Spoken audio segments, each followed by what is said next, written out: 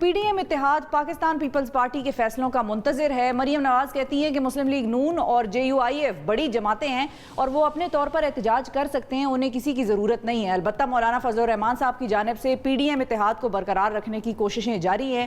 مولانا فضل الرحمان صاحب نے Pakistan Peoples party کو اتحاد کی 9 جماعتوں کے فیصلے پر غور کرنے کا کہا ہے۔ دوسری جانب پاکستان پیپلز پارٹی نے 12 مارچ کو چیئرمین سینٹ کے الیکشن میں اپنے امیدوار کی شکست کے بعد جو اس وقت الیکشن ہوا تھا اس کو عدالت میں چیلنج کرنے کے لیے درخواست تیار کر لی ہے، جسے آج اسلام آباد ہائی کورٹ میں دائر کر دیا جائے گا۔ اب اس پر معاملات پر ہم بات کرتے ہیں کہ پاکستان کی سیاست اس وقت جس قسم کی چل رہی ہے، کیا پاکستان کے لیے یہ آنے والے وقتوں میں کوئی چیلنج بنا سکتا ہے؟ کیا پاکستان اس وقت اس قسم کی سیاست کا متحمل ہو سکتا ہے جب لوگ یہ بھی کہتے ہیں کہ عمران خان صاحب تو خود 126 دن کے دھرنے دے چکے ہیں، تو ان کی کابینہ یہ باتیں کیوں کرتی ہے کہ پاکستان احتجاجوں کا متحمل نہیں ہو سکتا؟ اس پر ہم بات کریں گے۔ ہمارے ساتھ میجر جنرل ریٹائرڈ اعجاز اعوان صاحب موجود ہیں۔ السلام علیکم سر۔ تھینک یو ویری مچ شفا، وعلیکم السلام۔ سر اب آپ کہاں دیکھ رہے ہیں پیپلز پارٹی کو اس سارے پی ڈی ایم کے معاملے میں؟ دیکھیں، میں سمجھتا ہوں شفا کہ پیپلز پارٹی بڑے منجھے ہوئے سیاستدان ہیں، آصف علی زرداری، اور وہ انہیں باقی جن القاب سے بھی پکاریں، لیکن وہ مفاہمت کے بادشاہ ہیں اور وہ اپنا راستہ ہمیشہ نکال لیتے ہیں۔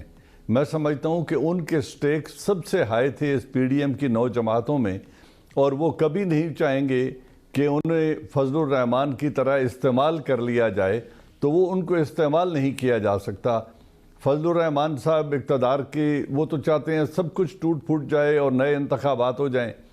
مریم صاحبہ اپنے باوجود وہ اپنی سیاست کو زندہ کرنے کی ایک کوشش کر رہی ہیں، لیکن آصف علی زرداری جو اس وقت ریلیونٹ ہیں سینٹ میں، ریلیونٹ ہیں نیشنل اسمبلی میں، اور ریلیونٹ ہیں ایک پورا پروونس ان کے پاس ہے، تو وہ یہ سب کچھ ان کے کہنے پہ، ان کی لیڈرشپ کو ایکسیپٹ کرتے ہوئے، ان کو فالو کرتے ہوئے وہ کیوں جھونک دیں گے یہ سب کچھ؟ تو انہوں نے جو رویہ اپنایا ہے یا انہوں نے جو ڈیسیجن لیا ہے وہ بڑا درست ہے کہ اگر آپ نے اس وقت کی حکومت کے خلاف کوئی تحریک چلانی ہے تو میاں صاحب واپس تشریف لے آئیں، بیٹوں کو لے آئیں، اسحاق ڈار کو لے آئیں، پھر آئیں مل کے تحریک چلاتے ہیں، پھر جو مصیبتیں آئیں گی ان سب کو مل کر برداشت کریں گے، اور یہ ایک لاجیکل بات ہے۔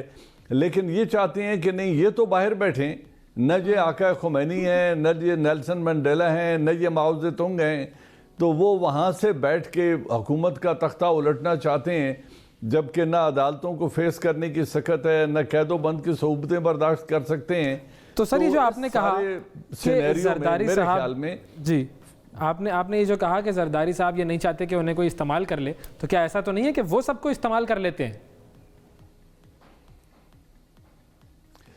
وہ کر لیتے ہیں۔ دیکھو اس میں سب سے زیادہ گین کس نے کیا؟ ان کو جو انویزیبل بینیفٹس ہوئے، جو سننے میں آ رہا ہے، وہ ان کے کیسز کراچی شفٹ ہو گئے ہیں، پھر ان کو سینٹ وہ یوسف رضا گیلانی کو انہوں نے منتخب کروا لیا ہے، اب سینٹ کے لیڈر آف اپوزیشن وہ اپنا لے آئیں گے، تو انہوں نے اپنی حکومت بھی صوبائی بچا لی، اپنی ساکھ بھی بچا لی، بیٹے کو ایک پلے فیلڈ بھی دے دیا کہ بلاول زرداری کو کہ جاؤ ریہرس کرو سپیچز کیسے ہوتی ہیں اور ان سب لوگوں سے ملو اور ایک دفعہ متعارف ہو جاؤ سیاست میں۔ اگرچہ یہ ان کی 4th اور 5th لانچ ہے، لیکن انہوں نے بیٹے کو ایک دفعہ پھر لانچ کر دیا اور لیکن پھر ہمارے لیے باغ اپنے ہاتھ میں رکھی۔ اگر انہوں نے فائدے لے کر یہ سارے کام کیے ہیں تو ہمارے لیے تو پھر اس سسٹم میں قابل اعتبار کوئی بھی نہیں رہا۔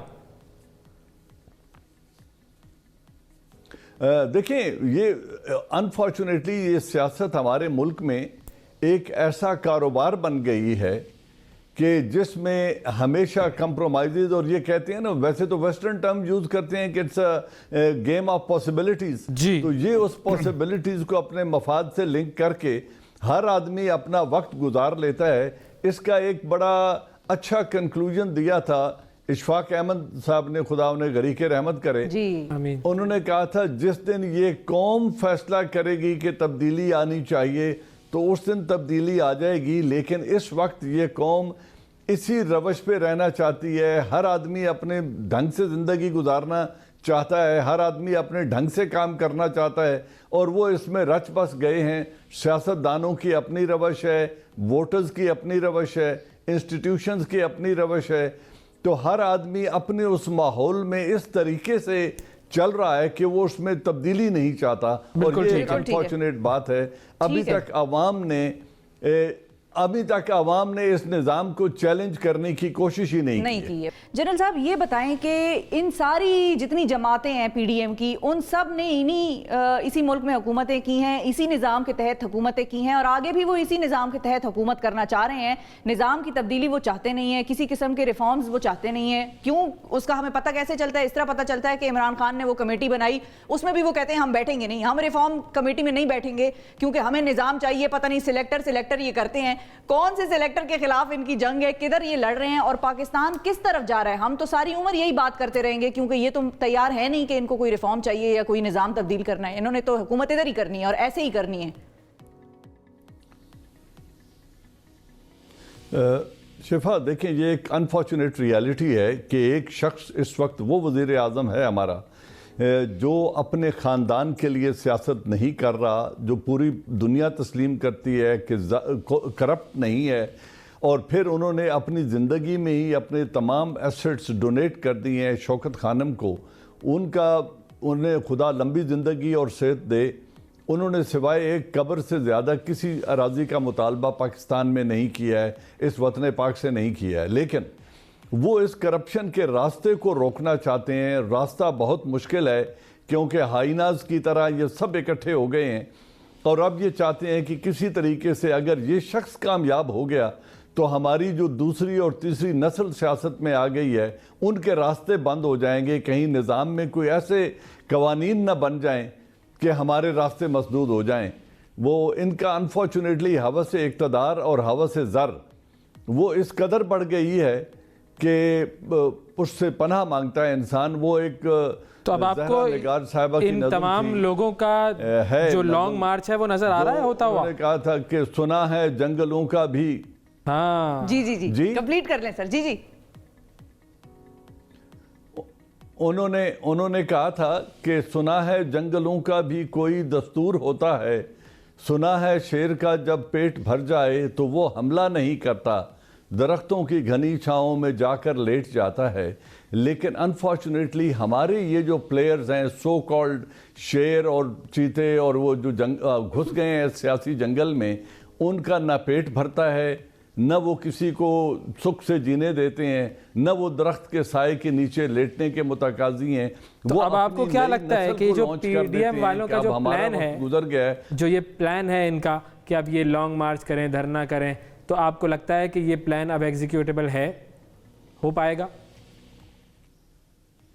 یہ ایگزیکیوٹیبل نہیں ہے۔ خود ان کی آپ اٹورنسز دیکھ لیں۔ فضل الرحمان نے کہا تھا کہ اگر استعفے پاس نہ ہوں تو ملین مارچ کا بھی کوئی فائدہ نہیں ہے۔ خاقان عباسی صاحب کے وہ جو فارمر پرائم منسٹر ہیں صاحبزادے، انہوں نے یہ کہا کہ جی جب تک استعفے نہ ہوں آپ 5 لاکھ کیا 10 لاکھ کا بھی لے آئیں تو کوئی فائدہ نہیں۔ ہاں اگر استعفے موجود ہوں تو 10,000 آدمی بھی تبدیلی لے آئیں گے۔ میں آپ کو یہ بتا سکتا ہوں کہ مسلم لیگ نون بھی استعفے نہیں دے گی۔ فضل الرحمان شاید دلوا دے اپنے ان 4-6 بندوں سے، لیکن ان کے انسائیڈر حافظ حسین احمد نے جو کہہ دیا ہے کہ یہ 1.25 ارب کی پہلی قسط وصول کر چکے ہیں، یہ رینٹا کراؤڈ ہے، اور یہ رینٹل جو احتجاج ہے اس کی ابھی پہلی قسط ختم نہیں ہوئی، لہٰذا یہ احتجاج تو چلتا رہے گا، لیکن استعفے نہ اس اسمبلی میں آئیں گے نہ اسمبلیاں برخاست ہوں گی۔ ہاں یہ ہے کہ عمران خان صاحب کو اپنا فوکس کرنا چاہیے پرفارمنس پہ۔ سب سے امپورٹنٹ بات بالکل یہی ہے کہ اگر پی ڈی ایم کی تحریک کامیاب نہیں بھی ہوتی تو عمران خان صاحب کو پرفارمنس پر فوکس کرنا چاہیے۔